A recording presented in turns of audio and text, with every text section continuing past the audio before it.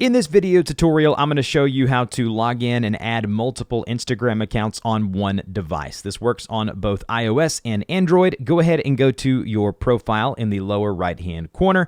Once here, you want to tap on the three lines in the upper right-hand corner. Once in your profile, this will take you to the settings and activity. If we scroll all the way down to the very bottom, you'll see the login section here where it says either add account or log out. If we tap into add account like I'm doing here, you can log into an existing account, or you can even create a new Instagram account directly from your mobile device here by going through the process of typing in a new username, giving you login information, and you can log in using the same email for multiple accounts.